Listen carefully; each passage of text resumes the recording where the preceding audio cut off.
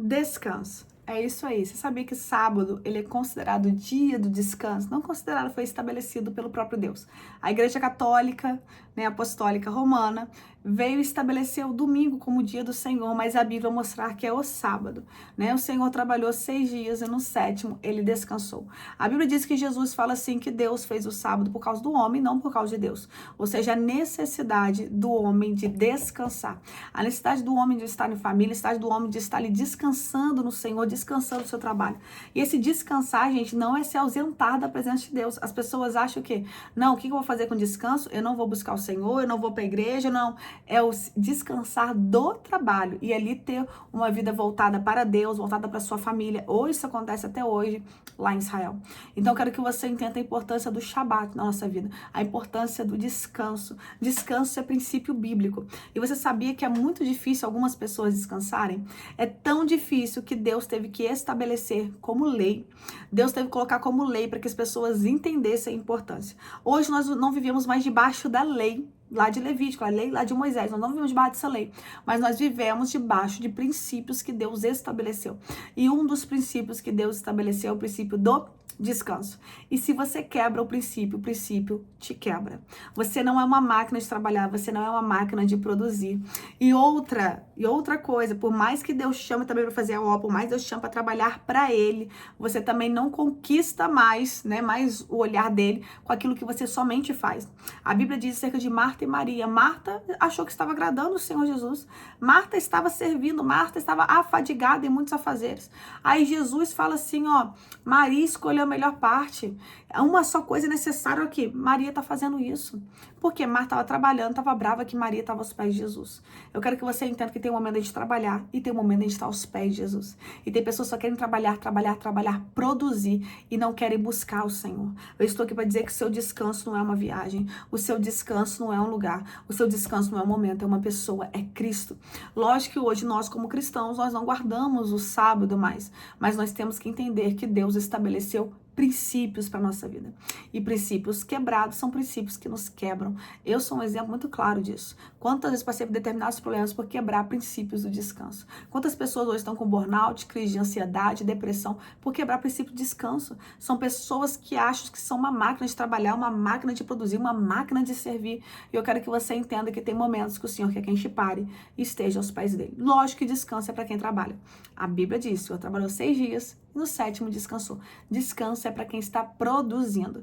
Então, se você vive uma vida inteira de descanso, também está errado. Entenda que o descanso é para quem produz, porque o Senhor também nos chamou para produzir, para sermos frutíferos na presença dele. E o descanso também simboliza uma confiança. Por quê? Eu só consigo parar e descansar se eu entendo que Deus é meu provedor. Eu só consigo parar e descansar se eu confio que Ele está cuidando de mim e da minha casa. Eu só consigo parar e descansar se eu consigo descansar em Deus. Por isso que eu falei, descansa uma pessoa.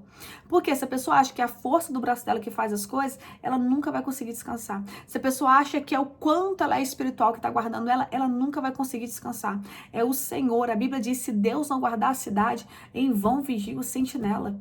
Eu quero que você entenda que a Bíblia diz que os olhos do Senhor são como chama de fogo. Ele não pisca, ele não tosqueneja, está com os olhos fitos em mim, você o tempo todo. Quando você dorme, Deus não está te guardando. Quando você dorme e acorda, Deus não guardou a tua casa, Deus não guardou a tua família. Assim tem que ser a nossa vida, o Senhor. Tem momentos que nós não temos esse poder, aliás, nenhuma hora nós temos, mas nós temos que reconhecer que tem hora que tudo foge do nosso controle e a nossa única decisão tem que ser a de descansar no Senhor e crer que Ele está no controle. É por isso que a Bíblia diz em Mateus, quando Jesus faz o sermão do monte, que Ele fala sobre as ansiedades da vida.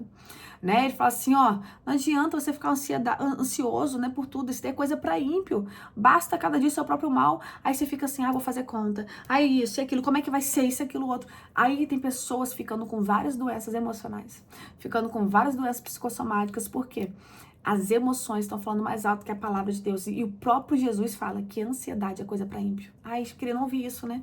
A gente está numa era de que a palavra está sendo misturada com a psicologia e por aí vai. Não quer dizer que a gente não vai ter ansiedade. A palavra vem justamente para cortar isso na nossa vida. Consegue entender? A palavra vem para você assim, que você não vai manter esse sentimento. Você não vai manter. A tua decisão vai ser descansar. Por isso que eu falei, o descanso ele é tão sério que o Senhor teve que colocar como lei, como mandamento. E para que a gente viu o princípio dele, para a gente poder obedecer, porque senão a gente não iria obedecer. Aí o que o Senhor faz? Ó, eu vou te ensinar. A o quê? A quebrar essa ansiedade aqui. Não se preocupar com o de comer, com o de beber, o de vestir. Aí o Senhor começa o quê? A comparar a gente com os lírios do campo. Fala assim, tá vendo os lírios do campo que hoje nascem e amanhã morrem? Nem Salomão, em toda a sua glória, se vestiu tão bem quanto eles. Tá vendo os passarinhos? Não colhem, não trabalham, não plantam, mas mesmo assim o Senhor os sustenta. Eu estou aqui para dizer que Deus está cuidando até da natureza. Deus está cuidando de pássaros. Nós não somos mais valiosos que pássaros, somos porque a Bíblia diz isso. O próprio Jesus fala acerca disso. E por que você não vai confiar? E por que você não vai descansar? Por que você não vai se deleitar no Senhor? A Bíblia diz, deleita-te no Senhor e Ele concederá o desejo do teu coração. Descansa, porque é aquele que te chamou. Garante, eu quero orar por você. Você que tem crise de ansiedade, depressão, fica preocupado, burnout. Eu quero orar por você. Você vai aprender a cortar este mal. Como? Através da palavra. Lógico, hoje as pessoas estão misturando muita psicologia com muita coisa. E os crentes estão esquecendo o que a palavra diz. Mas hoje o Senhor trouxe a mim e você hoje pra gente se voltar para a palavra. E voltar e acreditar em tudo que ela fala. Porque nada na Bíblia é passível de dúvida. Tudo que o Senhor fala é verdade. Não tem barganha, não tem mais ou menos daqui eu aceito, isso aqui eu não aceito. Nós aceitamos tudo. E quando há esse confronto é porque há ensinamentos errados em nós. E não na Bíblia. E nem no que eu tô ministrando aqui, pode ter certeza que eu tô falando só da palavra. Pai, graças te dou, Senhor, por essa palavra.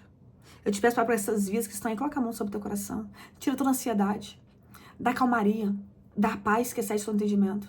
Eu quero declarar, meu Pai, o sobrenatural do Senhor. O provar e ver que o Senhor é bom. Pai, o teu povo vai se deliciar no Senhor e vai começar, meu Pai, a regozijar em Ti. Eu quero declarar, meu Pai, a Tua paz que excede todo entendimento. Eu declaro, meu Pai, o Teu sobrenatural. Eu declaro refrigério.